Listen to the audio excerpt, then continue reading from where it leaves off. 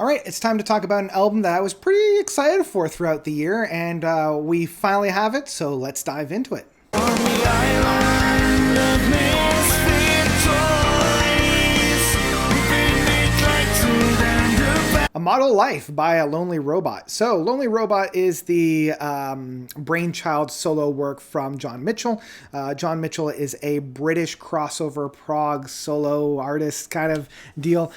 He got his start in Arena, the neo-prog group, and then joined in with Frost in the mid-2000s. And that's where I got my introduction from John. Loved his work in Frost within Million Town and Experiments in Mass Appeal.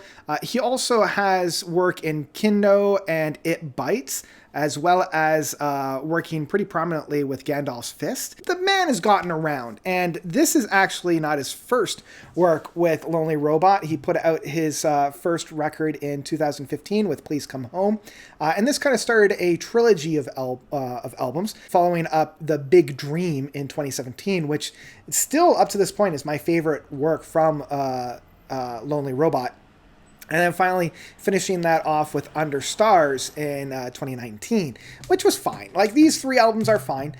He tried to distance himself a little bit from those three albums by Feelings Are Good in 2020, and it was, again, kind of fine. And now we have A Modeled Life coming in now, and I feel like this continues the style that we had with Lonely Robot pretty much right from its inception.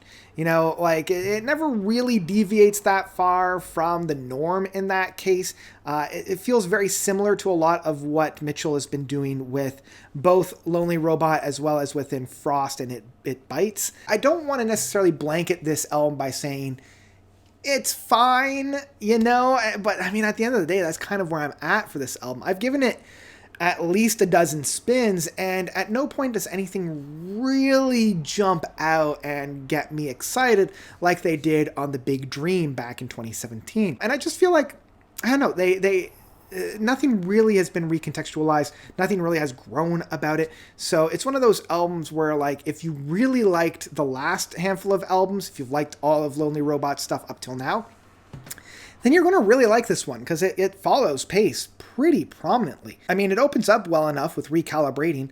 It has this drive about it that we're so used to with John Mitchell's playing style. It's very driven. It's very focused in that sense. Digital God Machines kind of continues that and continues the ideas that were laid down with Recalibrating. And there's still kind of like dips and dives, you know, like Species in Transition and Starlit Stardust are, again, both fine. The leading single of the Island of Misfit Toys kind of recontextualizes a little bit what John has been doing with the past couple of albums, which utilizes this dark light that he really likes to do. Like, a lot of the styles on here and a lot of the lyrics on here are both dark and menacing, while the music around it kind of mirrors that a little bit. Like, there's just a little bit of that menacingness behind it, a little bit of that darkness, but never at any point is it overly too menacing. You know, it's just kind of showing the shadows rather than exploring the darkness. Next handful of tracks of the title track of A Modeled Life, Mandalay and Rain Kings, are very somber, a little bit more like intimate in that case. Like, this is probably the most intimate and self-revealing tracks that John has ever really written in that case. Like, I feel like a lot of his tracks have a little bit of like the self-reflection on there, but it's always at an arm's length, and these three tracks feel a little bit more personal, a little bit more intimate in that case. But honestly, it isn't until the final two tracks of Duty of Care and In Memoriam where it starts to pick up a little bit. Like, I just found like these three middle tracks are, I don't know, a little bit lackluster, even though they are more intimate and more somber. But Duty of Care has a little bit more of a drive to it, a little bit more get up and go. And same with In Memoriam, which closes off the album pretty serviceably. Yeah, it kind of like leaves a really nice bow at the end of this album. So Yeah, in the end, I wasn't too excited about this album after listening to it a whole bunch of times.